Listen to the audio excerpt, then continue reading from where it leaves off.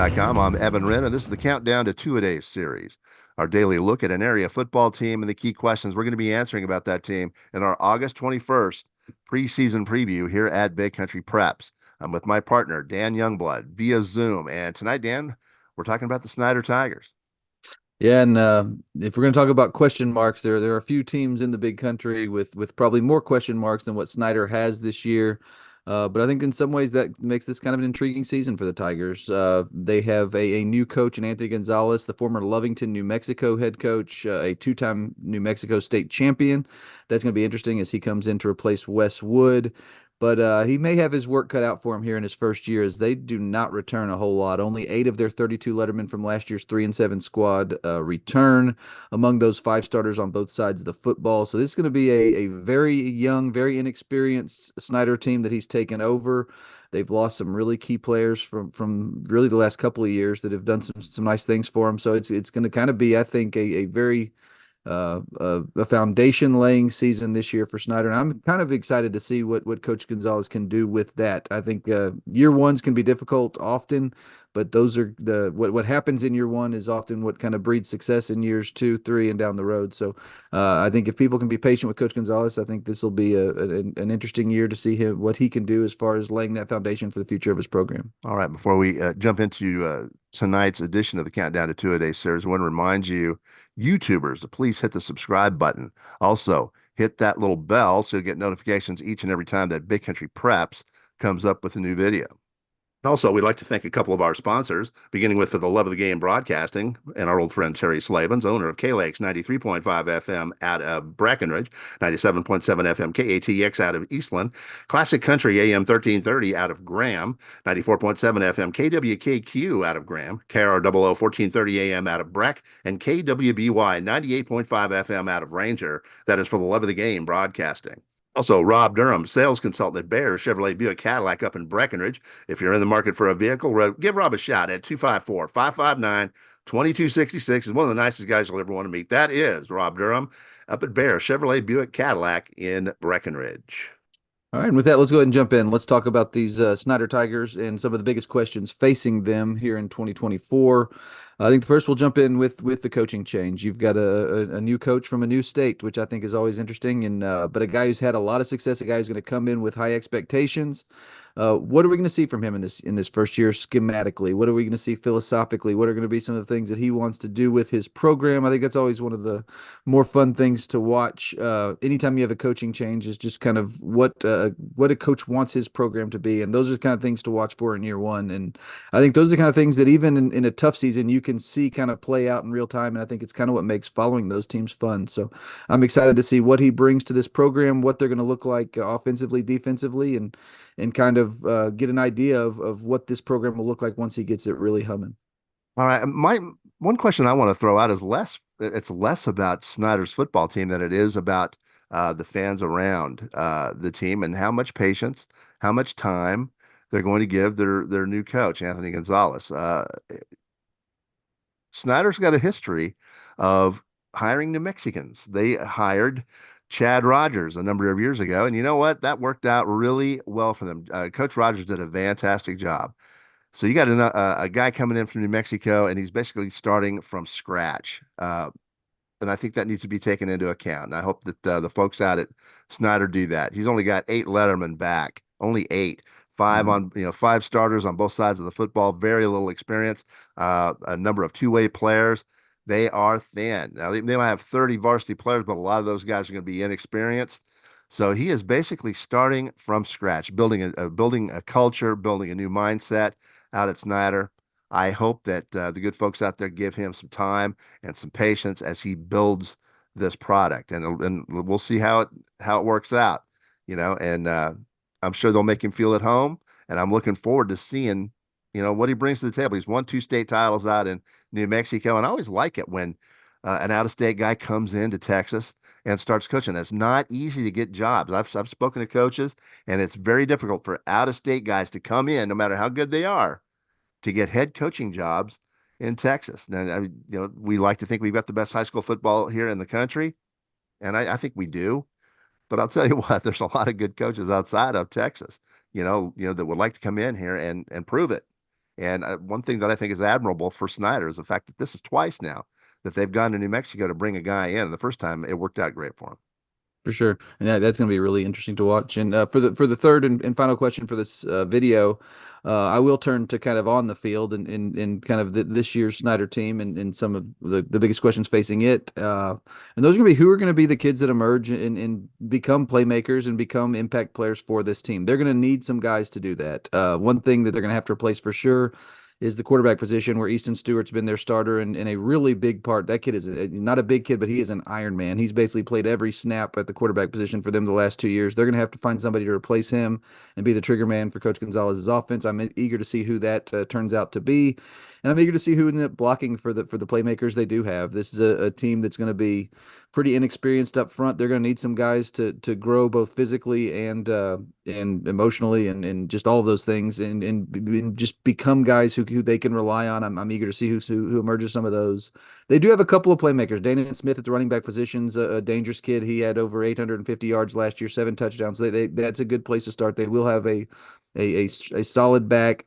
And then Jacob James is a smaller slot receiver, but quick as a hiccup, a kid that can really make things happen in the open field. So they do have some weapons, but they do have so much to replace. Only those 8 returning lettermen back.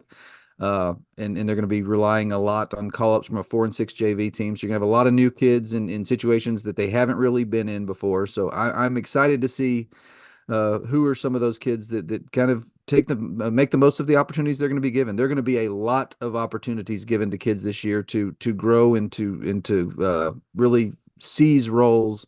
And in some ways, I think that's fun. I think it's going to be a tough year for Snyder, most likely, just because this is the way high school football works. When you're on these cycles where you're inexperienced, generally speaking, things can be tough. But a lot of good things can come out of these types of seasons and kind of get you building toward the future. And I'm excited to see what Snyder can do this year to lay that foundation for what they will eventually become.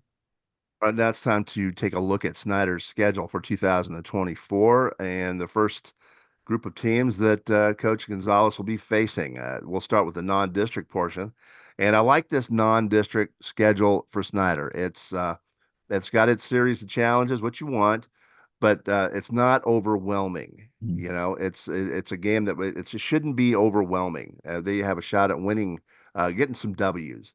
They will open with Pecos on August 30th. That is a home date. Then they'll head on to San Angelo Lakeview on September the 6th. They'll play host to Lubbock on September 13th, followed by a road date to Clyde a week later. Then they will host Big Spring on September the 27th, followed by a road date at Levelland. That's going to be on October 4th. And then they jump straight into district, Dan, without a break.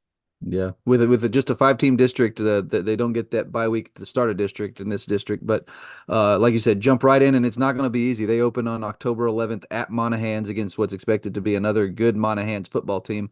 Then they host Fort Stockton on the 18th of October before going to Seminole on October 25th. They finally get their open date on November 1st before wrapping up their district schedule at home against Midland Greenwood on November 8th. Like I said, just a 5 team district, but this is a tough 5 team district. It's going to be a challenge if Snyder hopes to compete for one of those playoff spots.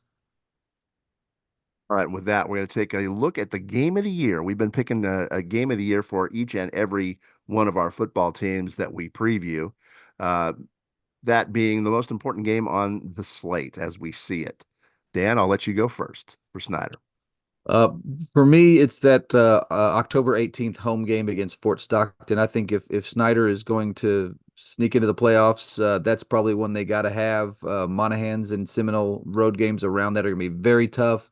And then to close the season against a quality Midland Greenwood team, that one will probably be a challenge as well. I think that Fort Stockton's the one that almost looks like a must win there in that district schedule. I'm going to surprise you. It's very seldom that we'll take game of the year outside of district. But the way I see it, and I'm going to block 3 games in non-district because the way I see it right now, Snyder going into this district is going to be a decided underdog against everybody in the league because of just the low numbers right now that they're bringing in and low level of experience.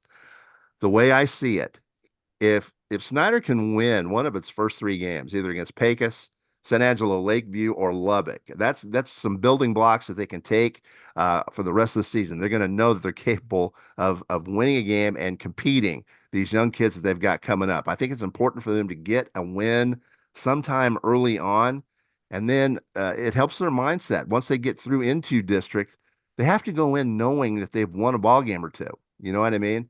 And it might help them pull off that necessary upset to get into the playoffs. If they go in to district winless, I think they're gonna have a really hard time. They've got nothing but puppies on this Yeah. team. This is a very young team. They need to get some confidence going, and that's why I like this non-district schedule for them because it's not overwhelming. They have a shot at chalking up a W or two at this early age, I should say, and we'll see how they do. I see the early schedule as being important for them, and getting a W and just knowing, okay, we can do this. Let's Yeah. just keep working, that sort of thing. I think it's important. I think that's an interesting point. I had not thought of it that way, but I think that is an interesting point. And the one interesting thing about their schedule too is you've got a chance not only to get some wins in that. I mean, some of the games that are probably the most winnable in that non-district schedule are against larger schools as well. So you got Lakeview, Lubbock High, Big Spring opportunities that if you play well, you have a chance to compete. You have a chance to win. If you win one of those, especially against Lubbock High, you're talking about a Class 5A D1 school at this point. You win that game, maybe it does give you a little bit of confidence. So I think this is an interesting schedule that could play out in a way that if that could give them that boost they need to kind of, like you said, go into district with a little bit of confidence and maybe have an opportunity to compete. But it is going to be interesting. This is a young group. A lot of kids that have not played at the varsity level are going to have to be leaned on heavily. So I'm excited to see how it plays out. And I think if people are patient and kind of view this season the way that I think you need to view a first year with a really young team, I think you can Yes, find positives to take from this. absolutely. A young team in a very tough district. I Mhm. mean, that district's tough, and Mhm. you're going in there with 8 Letterman. Yeah, Let's show some patience and let's let them build. for sure. Let's see how they do this first time out. And with that, it's about time to wrap up this edition of the Countdown to Two-A-Days series, the Snyder Tigers. But before we do that, we want to remind you that on August 21st, that's the big day here at Big Country Preps. We'll release our annual preseason football preview. That will have previews for all 11-man teams in the Big Country, plus a sprinkling of a few outside of the area. And then we've added a few extras this year, as Dan will tell you. We'll have a preview for all of our 11-man teams. We'll have a player feature for all of our 11-man teams. We'll have predictions. We'll have stats, standings. We'll have opinion pieces, video. We'll have a bunch of photos. We'll have a ton of stuff. You name it, we're going to have it. Don't miss the fun. August 21st. And as you mentioned, it will be even more this year than we've had in the past with the addition of 5 new schools. Those are Mineral Wells, Glen Rose, Graham, Toller, and Miles. So we are really excited to add those 5 to the mix this year. We hope y'all are excited to follow our coverage of those schools throughout the school year. In the meantime, thank you for joining us for this episode of our Countdown to Two-A-Day series. And make sure you return tomorrow when we discuss the Brock Eagles here at BigCountryPreps.com.